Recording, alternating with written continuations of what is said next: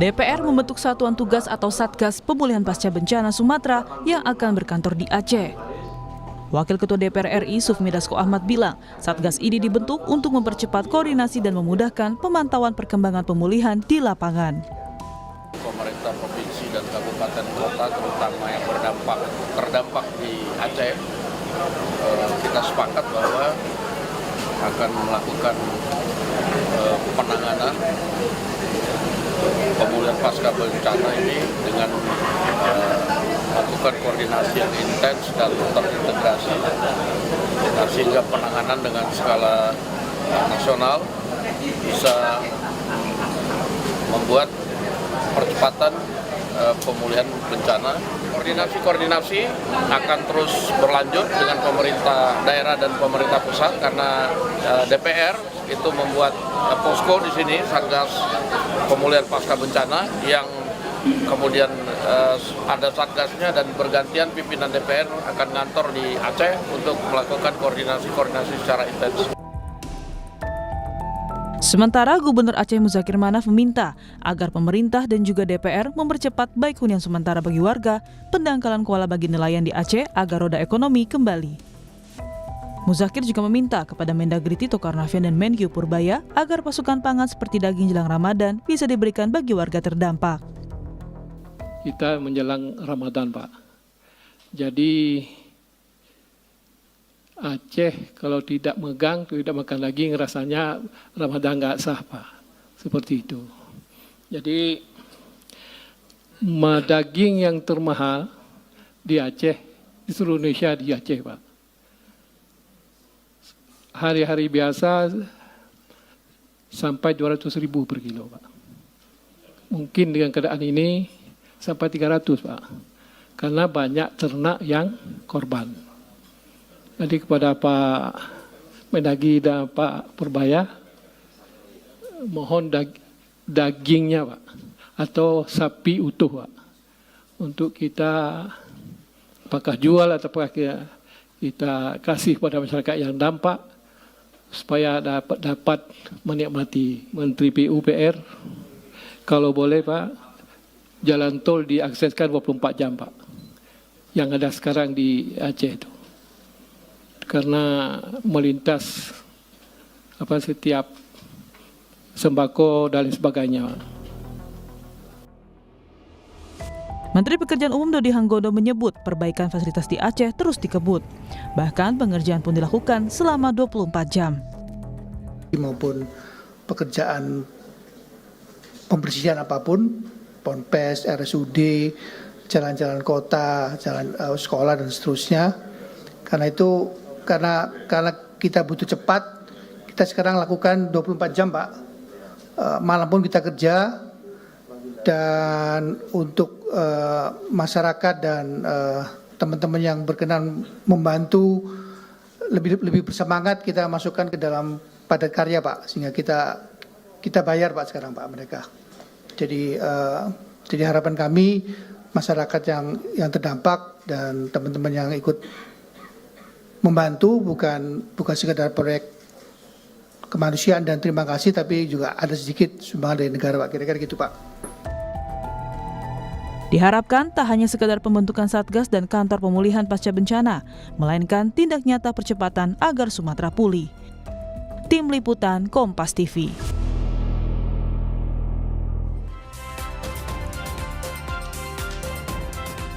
Saudara, pemulihan pasca bencana Sumatera kini tengah dikebut. DPR pun membentuk Satgas agar pemulihan ini memiliki koordinasi yang baik dengan di lapangan. Lalu sebenarnya apa saja yang bisa dimaksimalkan agar Sumatera ini kembali bangkit?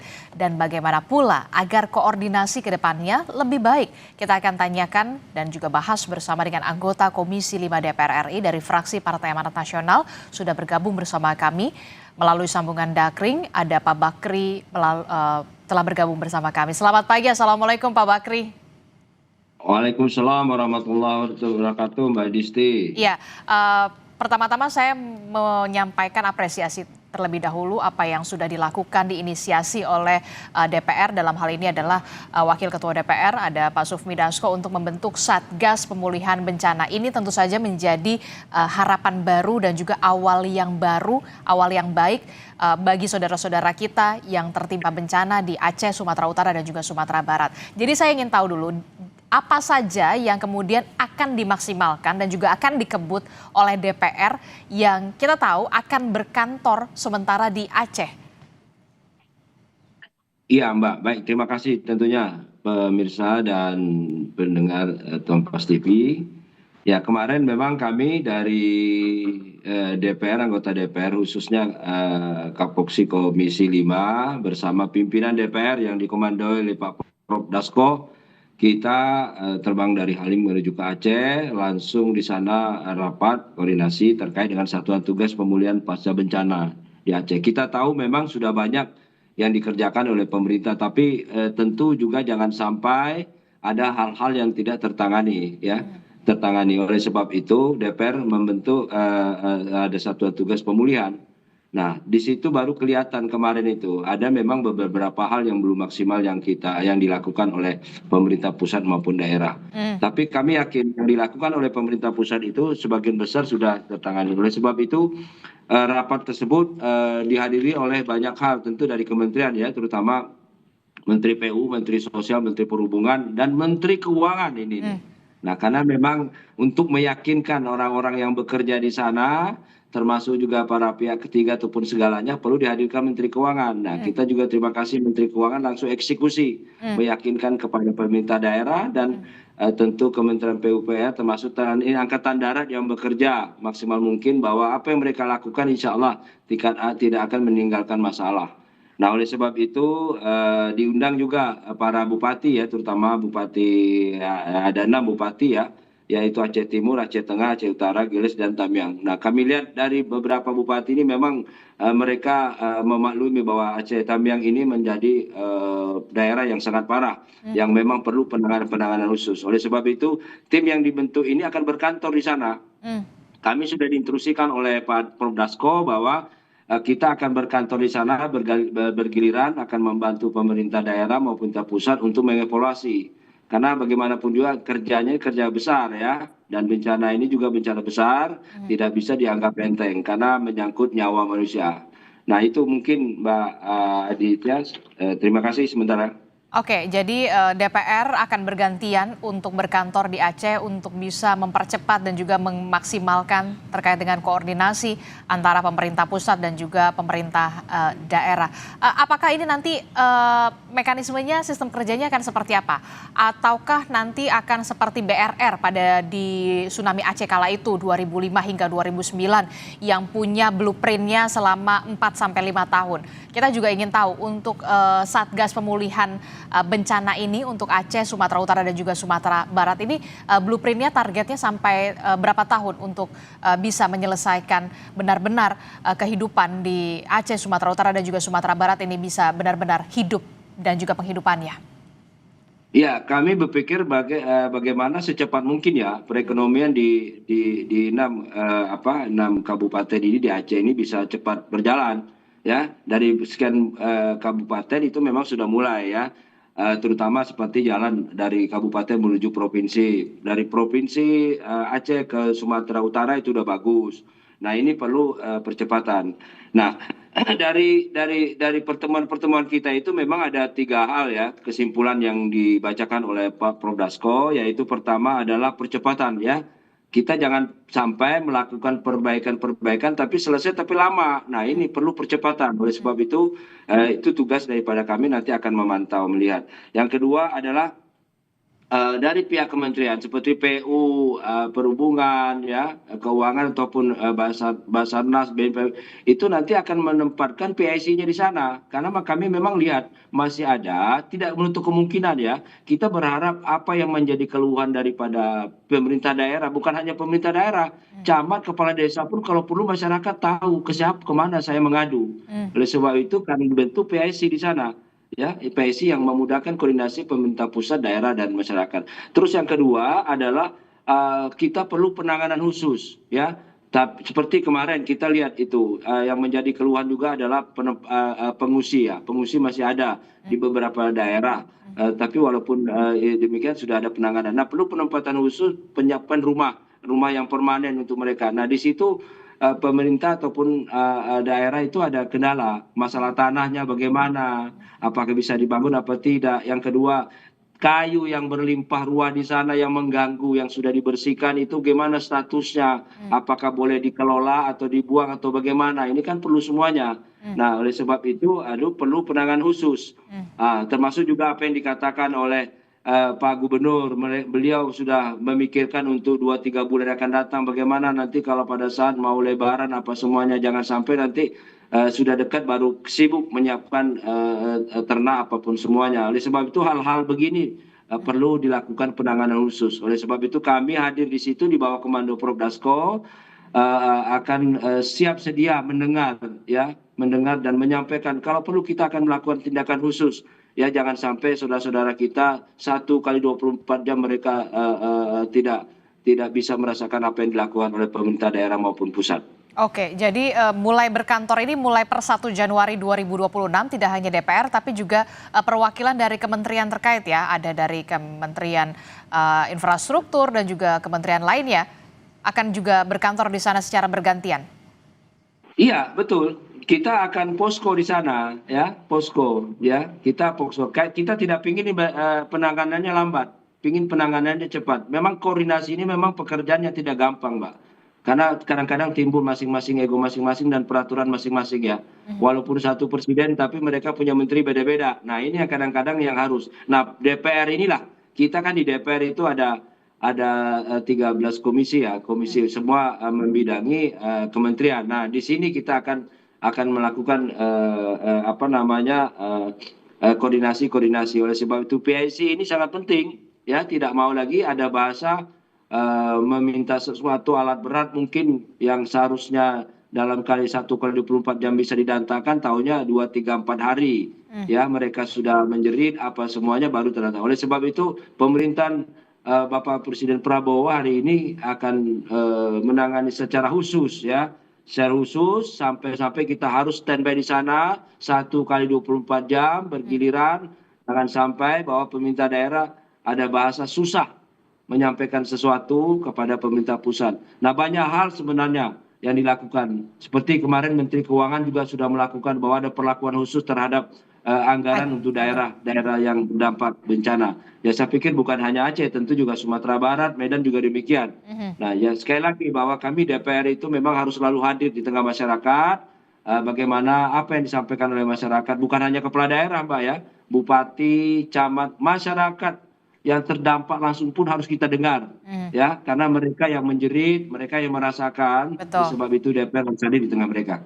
Termasuk juga mendorong juga BNPB untuk bersurat begitu ya kepada Kementerian Keuangan, karena kemarin juga kan Pak Purbaya mengatakan sebenarnya BNPB masih punya dana tersisa 1, sekian triliun rupiah yang bisa dicairkan hari ini terakhir untuk saudara-saudara kita. Memang ya, betul Mbak. Memang kemarin kita rapat di sana itu yang menjadi plus banyak disampaikan ketersediaan anggaran ya. Menteri Keuangan juga meyakinkan kepada seluruh kementerian jangan takut, jangan ragu bahwa uang pemerintah pusat ada standby khusus untuk menangani bencana ini untuk ke depan. Jadi tidak lagi ada yang menakut-nakutkan seandainya nanti ini tinggal berapa hari. Sampai-sampai kita kemarin mendarat ke Halim, masih juga diadakan pertemuan Menteri Keuangan dengan Kepala Staf Angkatan Darat yang kita tahu hampir menggerakkan 12.000 personilnya untuk membantu bencana yang ada di Aceh.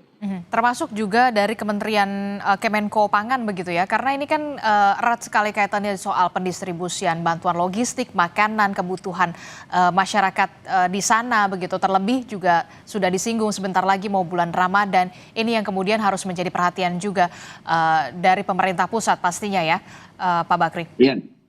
Ya, jelas Mbak. Jadi bukan hanya dari infrastruktur, dari kebutuhan sehari-hari mereka juga. Oleh sebab itu kita juga mengapresiasi kepada Pak Menteri PU, Menteri Perhubungan, mereka melibatkan masyarakat ya.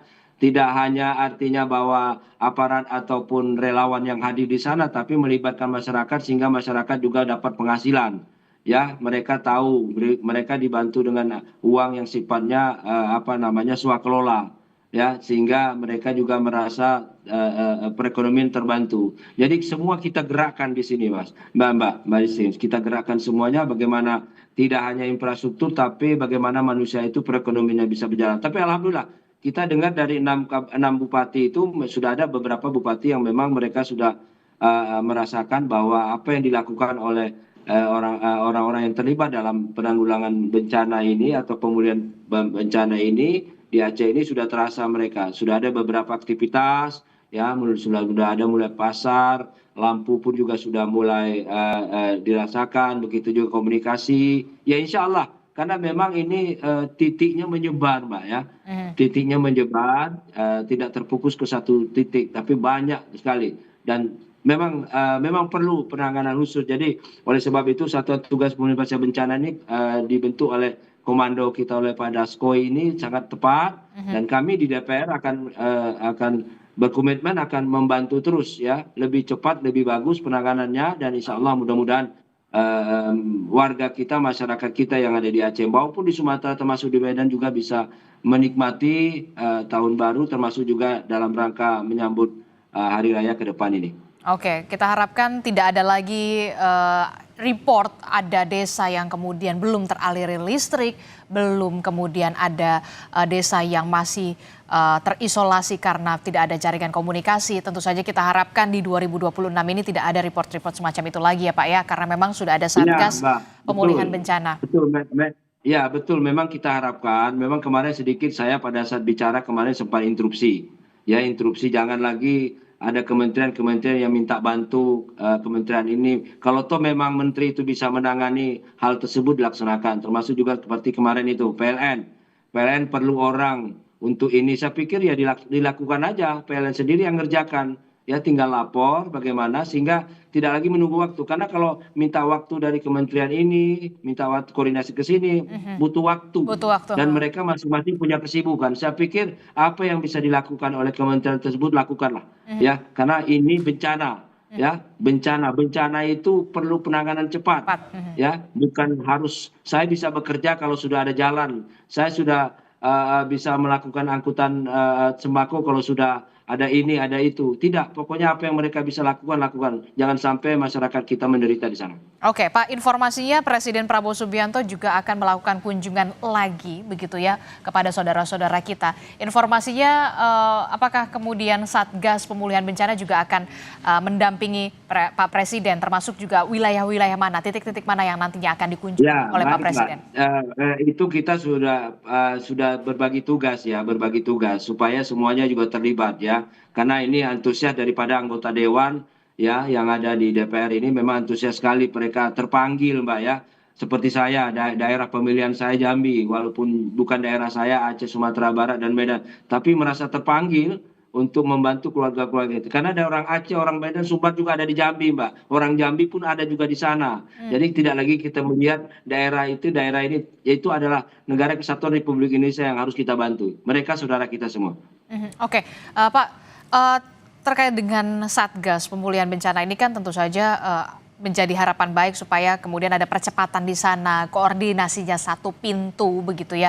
Nah, untuk report progresnya, apakah nanti akan seluruh kementerian ini akan report ke Pak Dasko yang menginisiasi Satgas tersebut, Pak Dasko kemudian mereport ke Presiden, atau seperti apa nanti mekanismenya? Termasuk juga report progresnya ini akan berlangsung 1 bulan kah, atau per 3 bulan, atau seperti apa? Supaya juga kita bisa transparan di sini mengetahui masyarakat. Ya, Mbak, tentu juga reportnya itu saya pikir akan terbuka nanti, ya, akan terbuka. Sebab tidak ada lagi hal-hal yang ditutupi, ya. Kita tahu bahwa ada 3 hal kemarin itu. Pertama adalah percepatan, ya, karena sekarang ini memang sudah berjalan, perlu percepatan lagi gitu. Yang kedua ada penempatan PSI. Jadi tidak ada lagi orang daerah, masyarakat, camat, kepala daerah yang bingung. Saya menghubungi siapa, ya, menghubungi siapa, perlu alat, perlu bantuan ini, perlu sembako, apa semua, tidak lagi. Yang kedua adalah penanganan khusus. Nah, jadi tidak lagi bahwa ini saya bisa menyalurkan ini kalau ada ini. Saya tidak ada lagi apa yang bisa kamu lakukan. Yang penting intinya sampai. Dan kita juga terima kasih kepada Menko Pangan bahwa alhamdulillah beberapa daerah-daerah itu sudah tidak kesulitan terhadap pangannya. Memang perlu dimaksimalkan terhadap transportasi jalan yang yang memang masih ada. Tapi kita akui hari ini bupati-bupati itu mengakui bahwa banyak kemajuan-kemajuan yang sudah dilakukan oleh pemerintah pusat dan daerah, kita akui. Dan Pak Gubernur juga mengakui bahwa Pak Gubernur minta tolong bahwa ini perlu percepatan. Ya istilahnya percepatan, jangan sampai mereka menunggu lama. Kalau perlu hari ini mereka teriak, hari ini juga kita siapkan. Oke. Termasuk juga soal anggaran ya, yang kemudian ada perlu penyesuaian juga untuk bisa diprioritaskan ke Aceh, Sumatera Utara dan juga Sumatera Barat ya. Ya, Mbak, ada yang istimewa, Mbak, perlu juga saya sampaikan dan merasa terharu juga beberapa bupati bahwa kita tahu efisiensi terhadap anggaran daerah pusat ini DAK itu memang kita tahu ada perlakuan khusus ya oleh pemerintah pusat. Nah khusus untuk Aceh, daerah yang berdampak termasuk mungkin daerah-daerah yang lain itu akan dilakukan perlakuan khusus. Saya dengar Pak Menteri Keuangan akan melaporkan ke Presiden, minta persetujuan DPR bagaimana anggaran mereka itu kembali normal. Nah ini menjadi sesuatu yang angin segar bagi kepala daerah untuk melakukan tindakan-tindakan karena mungkin ya dengan adanya efisiensi ini mereka keterbatasan. Dengan dibukanya DAK untuk daerah-daerah yang berdampak bencana itu artinya bupati bisa leluasa untuk menggunakan anggaran itu yang seperti biasanya kepada masyarakat. Karena memang kita tahu DAK selama ini banyak aturan yang memang harus dipenuhi oleh pemerintah daerah. Nah hari ini kemarin kita dengar langsung dari Menteri Keuangan bahwa Menteri Keuangan akan menyampaikan kepada Presiden permintaan daerah itu, permintaan para bupati kepala daerah itu yang terdampak bencana DAK-nya harus diperlakukan seperti biasa. Nah ini merupakan yang segar, jadi bukan hanya pemerintah pusat, ya pemerintah daerah, kabupaten, provinsi pun bisa langsung action. Oke, ini menjadi awal yang baik tentu saja kita harapkan.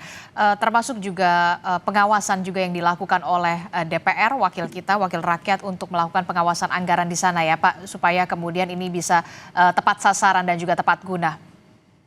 Ya betul Mbak, jadi memang anggaran juga harus kehati-hatian ya. Kita tidak ingin musibah ini ada beberapa kelompok ataupun individu organisasi nanti yang akan berurusan dengan lain-lain ke depan. Kita juga berharap bahwa ini kita kerjakan lillahi ta'ala ya ini adalah kemanusiaan ya, mereka keluarga kita bukan orang lain. Oleh sebab itu kita membuktikan kepada dunia bahwa Indonesia itu bisa melakukan sendiri dan bisa tegap sendiri, bisa berbuat sendiri dan anggarannya sendiri. Oleh sebab itu kita mengapresiasi sekali kemarin kehadiran Menteri Keuangan itu sangat memberi angin segar kepada kepala daerah. Tentu juga nanti kepada Sumatera Barat, kepada Medan, ya karena kita tahu DAK mereka tuh istilahnya tuh efisiensi. Oke. Nah dengan dibukanya DAK ini mereka akan mempunyai anggaran yang sendiri yang mereka kelola dan mereka bisa salurkan sendiri dengan mekanisme yang jelas.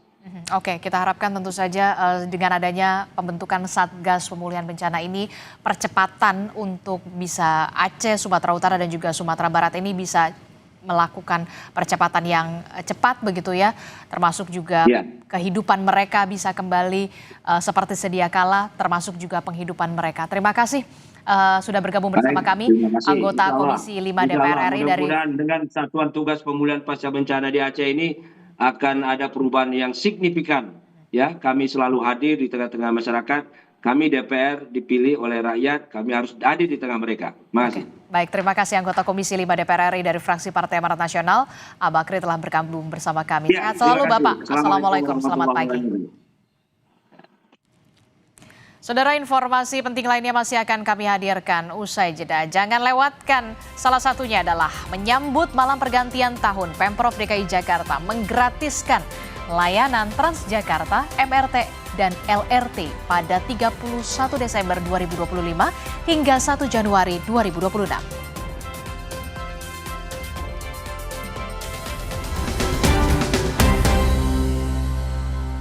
Viva melewati 7 tahap nano purifikasi, menjaga dan memastikan setiap tetesnya mengandung mineral baik yang diperlukan tubuh, sehingga begitu sejuk di tiap teguk. Aku Viva, murni pasti sejuknya dari Wingswood.